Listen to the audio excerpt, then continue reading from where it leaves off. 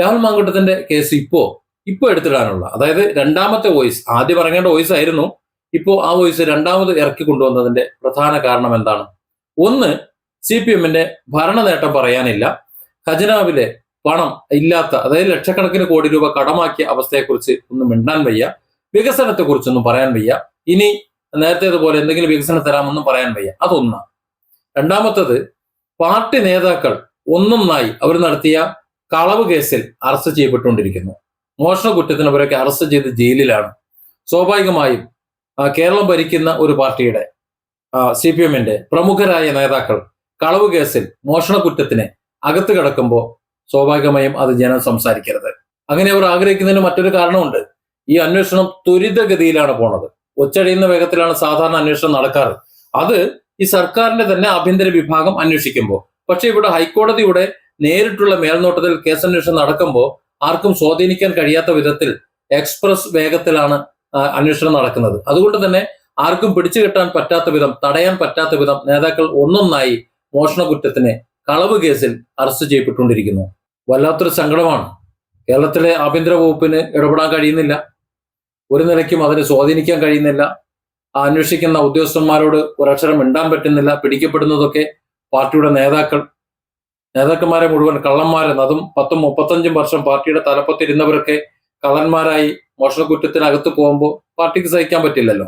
ഈ സർക്കാർ ഭരിക്കുമ്പോൾ ഈ നേതാക്കളെ സംരക്ഷിക്കേണ്ട ഈ പാർട്ടി അവർക്കൊന്നും ചെയ്യാനാകാതെ നേതാക്കൾ ജയിലിൽ മോഷണക്കുറ്റത്തിന് കഴിയേണ്ടി വരുന്നു എന്നത്, റിമാൻഡ് ചെയ്യപ്പെട്ടിരിക്കുന്നു എന്നത് അത്യന്തം ലജ്ജാകരമാണ്. അപ്പോൾ സ്വാഭാവികമായിട്ടും അത് ജനം സംസാരിക്കരുത്.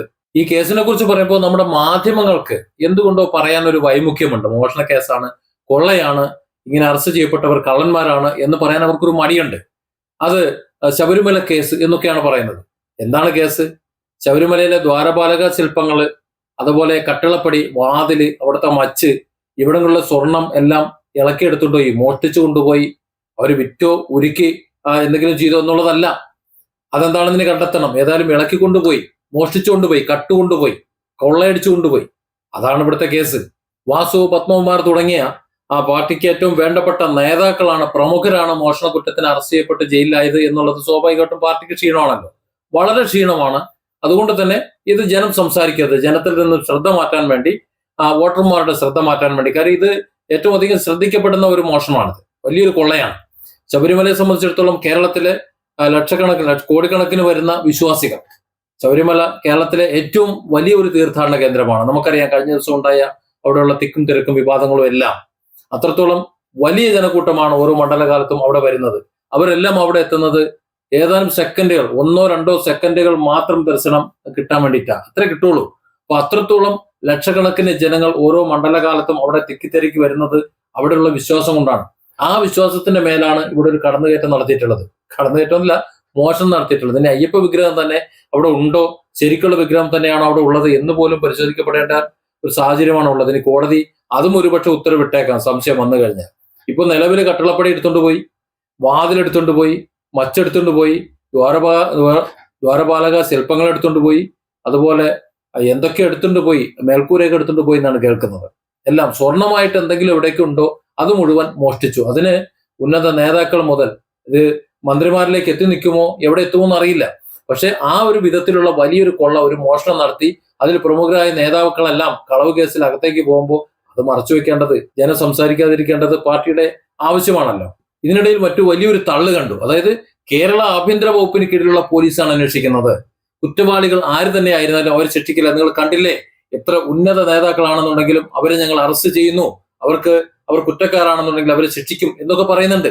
അവരെയൊക്കെ മോഷണ കുറ്റത്തിന് അകത്താക്കിയിട്ടും ബന്ധപ്പെട്ട സ്ഥാനങ്ങളൊന്നും എന്താ പറയാ പിടിച്ചെടുത്തിട്ടില്ല. ഇപ്പോ രാഹുൽ മാങ്കൂട്ടത്തിന്റെ ഒരു കേസ്, ഒരു ആരോപണം വന്നതേ ഉള്ളൂ, യാതൊരു തെളിവും മറ്റു കാര്യങ്ങളൊന്നും വന്നില്ല, ഒരു പരാതിക്കാര് പോലുമില്ല. അത്തരത്തിലുള്ള സാഹചര്യത്തിൽ ഇവിടെ കോൺഗ്രസ് നേതൃത്വം ചെയ്തത് രാഹുലിന്റെ പ്രസിഡന്റ് സ്ഥാനം, യൂത്ത് കോൺഗ്രസിന്റെ പ്രസിഡന്റ് സ്ഥാനം പിടിച്ചു വാങ്ങുകയും അതുപോലെ കോൺഗ്രസിന്റെ പ്രാഥമിക അംഗത്വം റദ്ദാക്കുകയും ചെയ്തതാണ്, സസ്പെൻഡ് ചെയ്തതാണ്.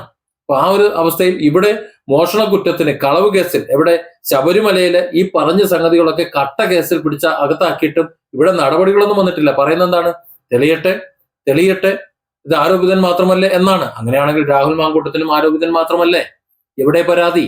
അപ്പോ സ്വാഭാവികമായും ഇപ്പോ രാഹുൽ മാങ്കൂട്ടത്തിന്റെ ഈ വിഷയം രണ്ടാമത്, വീണ്ടും ഞാൻ പറയുന്നു, അദ്ദേഹം തെറ്റുകാരനാണ് എന്നുണ്ടെങ്കിൽ, രണ്ടാമത് വന്ന വോയിസ് നോട്ടിൽ എന്തെങ്കിലും വാസ്തവം ഉണ്ടെന്നുണ്ടെങ്കിൽ രാഹുൽ മാങ്കൂട്ടത്തിനൊപ്പം നിൽക്കാൻ പറ്റില്ല. പക്ഷെ അത് ആ കേസിൽ രാഹുൽ മാങ്കൂട്ടവും ആ പെൺകുട്ടിയുമായിട്ടുള്ള കേസിൽ, പക്ഷെ രാഹുൽ മാങ്കൂട്ടവും ഇപ്പൊ നടക്കുന്ന ഈ വേട്ടയും തമ്മിൽ വെച്ച് നോക്കുമ്പോൾ രാഹുലിനൊപ്പം നിൽക്കാനേ പറ്റുള്ളൂ. കാരണം CPM-ന് ഈ കളവും ഈ വിഷയങ്ങളും ഈ കൊള്ളയും ഇതെല്ലാം മറച്ചു വെക്കണമെന്നുണ്ടെങ്കിൽ രാഹുൽ മാങ്കൂട്ടം വേണം.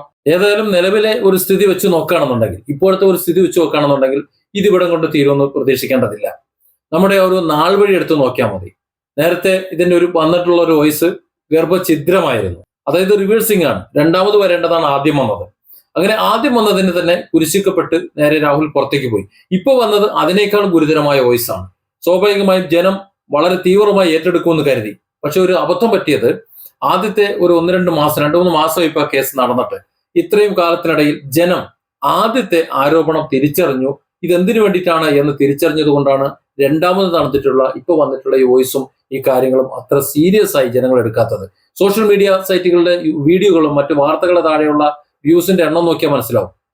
മുമ്പ് രാഹുൽ മാങ്കൂട്ടത്തിനെതിരെ ഇത്രയും ശക്തമായ ഒരു ആരോപണം വന്നപ്പോൾ അതിനെ അറിയാൻ വേണ്ടി പിന്തുണച്ചുകൊണ്ട്, ആദ്യം രാഹുലിനെ പിന്തുണച്ചുകൊണ്ട് അല്ലെങ്കിൽ രാഹുലിനെതിരെ പാർട്ടി സൈറ്റുകളിലും പാർട്ടി പിന്തുണയ്ക്കുന്ന വീഡിയോയ്ക്ക് താഴെയും ഒക്കെ വലിയ രീതിയിലുള്ള റീച്ചും വലിയ രീതിയിൽ കമന്റ്സുകളും പിന്തുണയും എതിർപ്പും ഒക്കെ വന്നിരുന്നുവെങ്കിൽ ഇപ്പോ ജനം അത് മൈൻഡ് ചെയ്യുന്നില്ല. അന്ന് ലക്ഷക്കണക്കിന് വ്യൂസ് ഉണ്ടായിരുന്നു എന്നുണ്ടെങ്കിൽ ഇന്നതില്ല. ഇന്നത് 10,000 മാത്രമായി ചുരുങ്ങി. അത് ജനത്തിന് താല്പര്യമില്ല. ജനത്തിന് ഈ വിഷയത്തിൽ എന്തൊക്കെയോ ചില സംശയങ്ങളുണ്ട്. വോയിസിൽ എന്തെങ്കിലും വാസ്തവം ഉണ്ടെന്നുണ്ടെങ്കിൽ ആ പെൺകുട്ടി പരാതി കൊടുക്കട്ടെ. ഇത്രയും വർഷങ്ങൾ കഴിഞ്ഞിട്ട്, ഒരുപാട് വർഷങ്ങൾ കഴിഞ്ഞു സംഭവം നടന്നിട്ട്, ഇപ്പോഴും ആ വോയിസുകൾ കെട്ടിപ്പൂട്ടി വെച്ചിട്ട് കൃത്രിമമായി ഉണ്ടാക്കിയതോ അല്ലാത്തതോ ആയിട്ടുള്ള ആ ടെക്സ്റ്റ് മെസ്സേജുകൾ കാത്തു സൂക്ഷിച്ച് വെച്ചിട്ട് ഇപ്പൊ ഇറക്കുമ്പോൾ ഇനിയും ഇതിലും വലുത് പ്രതീക്ഷിക്കണം. പിടിച്ചതിനേക്കാൾ വലുത് അളയിലുണ്ടാവും എന്ന് പറയില്ലേ, ആ ഒരു അവസ്ഥയിലേക്കാണ് പോകുന്നത്. അപ്പോൾ രാഹുൽ മാങ്കൂട്ടം എന്ന് പറയുന്ന ഒരു വ്യക്തി ഇല്ല എന്നുണ്ടെങ്കിൽ CPM-ന് നിലനിൽക്കാൻ കഴിയുന്നില്ല. അപ്പോൾ ഈ മോഷണവും നേതാക്കന്മാർ ജയിലിലായതും ഒക്കെ, കളവ് കേസിൽ അകത്തായതും ഒക്കെ ജനം സംസാരിക്കാതിരിക്കണമെങ്കിൽ സ്വാഭാവികമായിട്ടും രാഹുൽ മാങ്കൂട്ടത്തിനെ എടുത്തു മുന്നിൽ വെക്കണം, അല്ലെങ്കിൽ രക്ഷയില്ല. അപ്പൊ ഇനിയും ഇതിലും വലുത് പ്രതീക്ഷിക്കാമെന്നാണ് തോന്നുന്നത്. നമുക്കറിയാമല്ലോ ഇതിനു മുമ്പ് എന്തൊക്കെ വന്നിട്ടുണ്ട്, എങ്ങനെയൊക്കെ വന്നിട്ടുണ്ടെന്നുള്ളത്. ശങ്കറാടിയുടെ വാക്കുകൾ ഒന്നുകൂടി കടമെടുത്തു കഴിഞ്ഞാൽ രാഹുൽ മാങ്കൂട്ടത്തിലെ ഒരു തുടക്കമായിരിക്കും. യുവാക്കളെ, ഇതുവരെ വന്നിട്ടുള്ളവരൊക്കെ അത്യാവശ്യം പ്രായവും പാകതയും പക്വതയും ഉള്ളവരെയൊക്കെയാണ് പിടിച്ചിട്ടത്. ഐസ്ക്രീം പാർലർ കേസിൽ നമുക്കറിയാലോ, കുഞ്ഞാലിക്കുട്ടിയെ പിടിച്ചിട്ടത്, അവിടെ നിന്ന് ഇങ്ങോട്ട് പിന്നെ ഉമ്മൻചാണ്ടിയെ പിടിച്ചിട്ടത്, അങ്ങനെ എത്ര കേസുകൾ. അവസാനത്തെ ഇരയാണ് ഇപ്പോൾ രാഹുൽ മാങ്കൂട്ടത്തിൽ. സത്യം എന്ത് തന്നെയായിരുന്നാലും എങ്ങനെയായിരുന്നാലും രാഹുൽ മാങ്കൂട്ടത്തിനെ പിടിച്ചുകൊണ്ട് പാർട്ടിക്ക് രക്ഷപ്പെടാന്ന് പറയുന്നത് വെറും വ്യാമോഹമാണ്. അത് ജനം തിരിച്ചറിയും.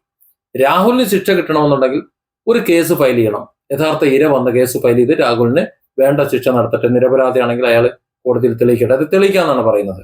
അദ്ദേഹം ഇന്ത്യയിലെ ഒരു നിയമ സംവിധാനവും നിഷേധിക്കുന്ന വിധത്തിലുള്ള യാതൊരു കുറ്റകൃത്യങ്ങളും ചെയ്തിട്ടില്ല എന്ന് അദ്ദേഹം ഉറപ്പിച്ച് പറയുന്നുണ്ട്. അത് അദ്ദേഹത്തിന് കോടതിയിൽ തെളിയിക്കാൻ കഴിയുമെന്നുള്ള ഒരു ആത്മവിശ്വാസം ഉള്ളത് കൊണ്ടാണ്. അതുകൊണ്ട് ധൈര്യമായിട്ട് കേസ് കൊടുക്കട്ടെ. കേസ് കൊടുത്താൽ അവർ തമ്മിലായിക്കോളും. പക്ഷെ അതിനെ പാർട്ടിയുടെ നിലനിൽപ്പിന് വേണ്ടി 10 കൊല്ലം ഭരണം ഏൽപ്പിച്ചിട്ട് ആ 10 കൊല്ലത്തെ ഭരണനേട്ടം ഒന്നും പറയാനില്ലാതെ ജനങ്ങളുടെ കാശും കൊള്ളയടിച്ച് ഖജനാവിലെ പണവും തൂർത്തടിച്ച് ഇവിടെ കോടിക്കണക്കിന് ലക്ഷക്കണക്കിന് കോടി രൂപ കടവുമാക്കി ഇറങ്ങിപ്പോകുമ്പോൾ അതിനെ മറച്ചു വെച്ചുകൊണ്ട് ഇലക്ഷനെ നേരിടാൻ വേണ്ടി, അല്ലെങ്കിൽ ശബരിമലയിലെ സ്വർണ്ണക്കള്ളത്തിനെ, കൊള്ളയെ, നേതാക്കൾ മോഷണക്കുറ്റത്തിന് അറസ്റ്റിലായതൊക്കെ മറച്ചു വെക്കാൻ വേണ്ടി രാഹുൽ മാങ്കൂട്ടത്തിനെ ഒരു ഇരയാക്കുമ്പോൾ സ്വാഭാവികമായിട്ടും അതിനെ ഉൾക്കൊള്ളാൻ കുറച്ച് പ്രയാസമുണ്ട്. അങ്ങനെ ഉൾക്കൊള്ളാൻ കഴിയാത്തവരുടെ കൂട്ടത്തിലാണ് ഞാൻ. Different angles. Don't forget to subscribe and support this channel.